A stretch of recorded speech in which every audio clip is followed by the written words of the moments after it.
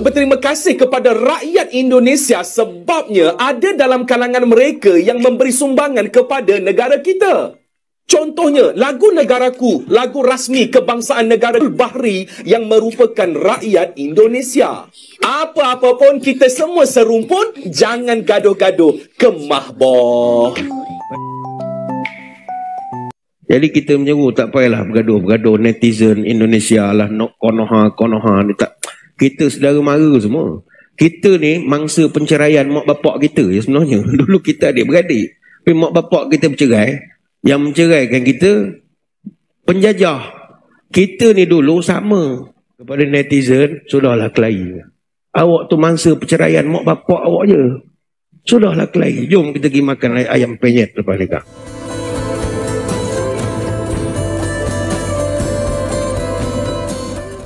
Seruan serumpan serumpun atau kakak beradik seperti itu sebenarnya tidak ada gunanya. Sebab pergaduhan antara netizen Indonesia dan Malaysia memiliki kisah yang panjang. Dan hal itu terutama justru disebabkan sikap sombong kaum Melayu negeri kasino. Mereka sering menganggap rendah bangsa Indonesia. Padahal, kaum Melayu palsu di negeri kasino umumnya adalah keturunan Indonesia. Mereka sebenarnya diaspora bangsa Indonesia. Tapi karena sikap mereka yang terlalu angkuh, umumnya mereka tidak mau mengakui hal itu. Mereka sudah merasa lebih hebat dan lebih maju dibanding Indonesia. Ibaratnya, kaum Melayu palsu di Malaysia itu adalah diaspora Indonesia yang durhaka. Sikap mereka yang sombong tersebut mudah sekali memicu pertikaian dengan netizen Indonesia, karena pada dasarnya Indonesia dan Malaysia amatlah berbeda. Kaum Melayu palsu atau Melayu British di negeri kasino sebenarnya pengkhianat Nusantara, karena lebih suka memihak penjajah. Adapun bangsa Indonesia adalah bangsa pejuang. Inilah yang sangat membedakan. Negara Malaysia adalah buatan penjajah British. Adapun negara Indonesia adalah bikinan lokal, bikinan Nusantara. Karena negara Malaysia buatan British, maka simbol pahlawannya pun adalah patung British. Adapun pahlawan Indonesia adalah orang Indonesia, bangsa Indonesia. Itulah yang membedakan. Masih banyak perbedaan yang lain. Malaysia masih mempertahankan raja-raja pemuja penjajah. Adapun Indonesia telah menghapus feudalisme. Malaysia masih mengutamakan keistimewaan Melayu dan tidak ada persamaan hak. Sebaliknya, Indonesia menganut prinsip Bhinneka Tunggal Ika dan menerapkan prinsip persamaan hak. Itulah sejumlah contoh perbedaan kedua negara. Pertikaian juga sering terjadi karena kaum Melayu negeri kasino berusaha memaksakan konsep Melayu palsu atau Melayu British. Sesuai ajaran Tuan British, semua suku di Nusantara disebut Melayu. Dan kaum Melayu kasino amat patuh pada konsep warisan penjajah ini hingga sekarang. Inilah yang membedakan dengan Indonesia. Di Indonesia, yang ada adalah Melayu asli. Bangsa Indonesia menghargai pula budaya dan identitas masing-masing suku. Nah, kaum Melayu negeri kasino tidak pernah menghargai konsep bangsa Indonesia. Kaum Melayu palsu di Malaysia bukan saja menjadi diaspora Indonesia yang durhaka, mereka malah merasa sok paling hebat. Mereka bahkan ingin memelayukan Nusantara, lalu mencuri semua budaya suku-suku di Nusantara, dengan alasan serumpan-serumpun Melayu. Kaum Melayu negeri kasino juga mau memelayukan bahasa Indonesia, walaupun rencana itu gagal total. Nah, sikap sok paling Melayu, walau sebenarnya Melayu palsu itulah yang sering memicu pertikaian. Bahkan Profesor Melayu Malaysia suka memutar balik sejarah. Tujuannya biar kaum Melayu negeri kasino tampak hebat. Semuanya dianggap peradaban Melayu. Berikut ini sekedar contoh, cara Melayu negeri kasino memutar balik sejarah. Dan klaim aneh ini dilakukan oleh profesor yang juga bergelar datuk atau bergelar feudal. Ketika berada di kemuncak kegemilangannya, Sriwijaya telah membina sebuah candi besar yang bernama Borobudur, dan kita semua tahu, mungkin saya tidak perlu panjang lebarkan di situ, tetapi saya nak sebutkan Candi Borobudur ialah salah satu pencapaian tinggi peradaban Melayu di zaman itu. Ingat, ini di Pulau Jawa. Dia menguasai Jawa pada ketika itu. Jadi kalau kita tak yakin lagi bahawa orang Melayu di awal zaman sejarah sudah hebat, saya tak tahu apa lagi yang boleh meyakinkan kita. Jadi menurut si Datuk Profesor tadi, atau Profesor Datuk tadi, Sriwijayalah yang menjajah Jawa. Nah, marilah kita bandingkan dengan penjelasan Dr. Ahmad Adam yang tidak bergelar Datuk, tapi pemikirannya cukup jernih dan waras. Dan Sriwijaya. Sriwijaya Palembang pun dijajah Jawa juga. Nah, di sini saya mengkaji Batu Pusat Terengganu. Orang semua kata itu bahasa Melayu, Batu Pusat. Sebenarnya perkataan Melayu kuno sedikit aja. Perkataan Jawa kuno yang banyak. Kenapa Jawa kuno? Kerana Terengganu itu adalah wilayah atau koloni budaya Jawa. Kelantan koloni budaya Jawa juga. Dan Sriwijaya.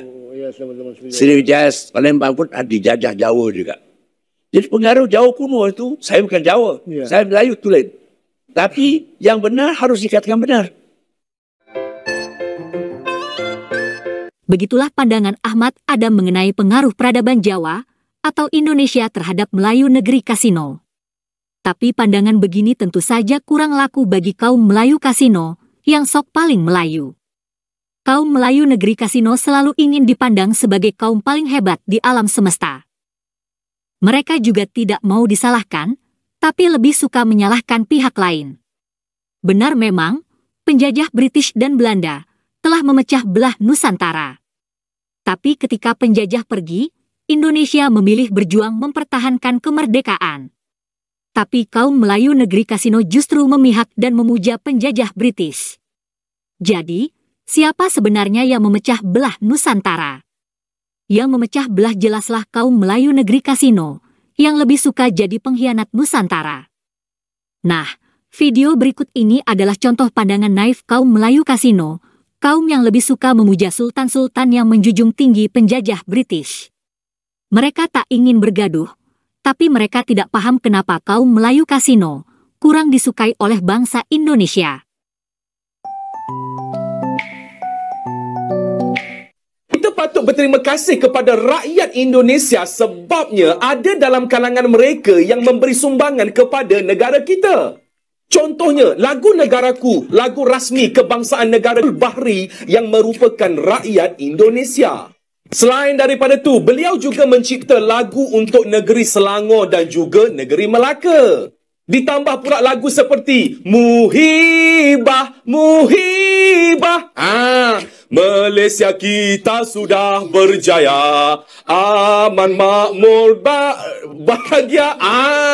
Inilah barisan kita yang ikhlas berjuang.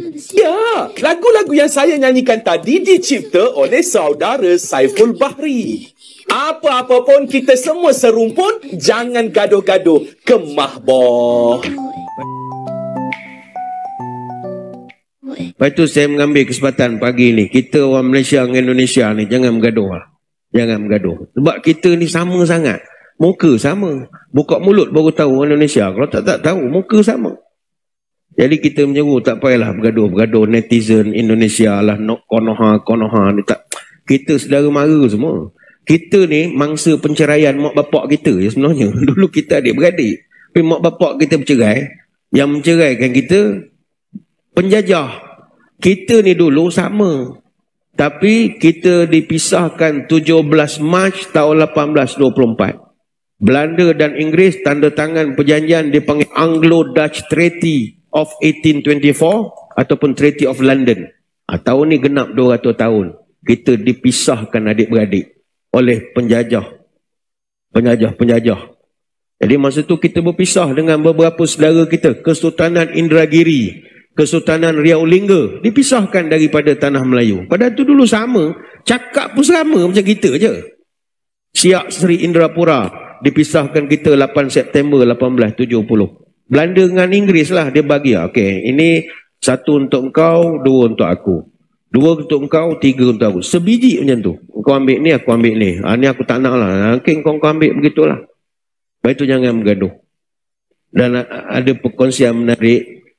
Sedarkah kita, lagu-lagu patriotik yang kita kenal hari ini, sebenarnya banyak disumbangkan oleh para seniman yang asal daripada Indonesia. Yang kita lagu-lagu patriotik kita, kebanyakannya orang Indonesia buat. Nak bergaduh buat apa? Apa lagu orang Indonesia buat untuk kita? Yang kita hari ini bangga dengan lagu ni. Lagu nyanyian Jamaluddin Alias. Apakah lagu dia? Inilah barisan kita. Itu orang Indonesia buat. Yang menulis lagu Inilah Barisan Kita, ciptaan Allahyarham Saiful Bahri Ilyas. Dia orang asal Payakumbuh, Sumatera Barat. Nama pena, nama samaran dia Surya Buana. Orang yang sama hasilkan lirik lagu kebangsaan. Lagu Negaraku, liriknya orang Indonesia buat. Sebab asalkan lagu Terang Bulan. Lagu Perak lah, Sejarah Negaraku lah. Dia juga yang buat lagu Selangor. Duliah Mahmulia Selangor. Dia juga yang buat lagu Melaka. Melaka Maju Jaya. Dia juga buat lagu apa lagi, Samudra Raya, semboyan angkatan laut kita. Itu Indonesia buat. Begitu juga lagu Berjaya, Malaysia kita sudah berjaya. Itu Indonesia buat. Aman, makmur, bahagia. Lagu-lagu ni semua dihasilkan masa konfrontasi Indonesia-Malaysia tahun 62 sampai 66. Tu tak campur penyanyi daripada Indonesia yang menyanyikan lagu-lagu patriotik kita yang sangat terkenal. Banyak. Arwah Tan Sri Ahmad Marikan pernah buat lagu Tanah Pusaka. Siapa yang nyanyikan? Bing Selamat, penyanyi daripada tanah jauh Indonesia. Sungguh gemilang negeriku yang ku puja, oh tanah Melaya. Di merata dunia harum semerbak namamu, oh Melaya. Itu Indonesia nyanyi. Baik itu kepada netizen, sudahlah kelahi. Awak tu mangsa perceraian mak bapak awak je. Sudahlah kelahi. Jom kita pergi makan ayam penyet lepas nikah. Begitulah pandangan KAM Melayu Negeri Kasino yang amat dangkal dan menggelikan. Mereka menyalahkan penjajah, tapi di sisi lain juga membiarkan patung pahlawan tentara British.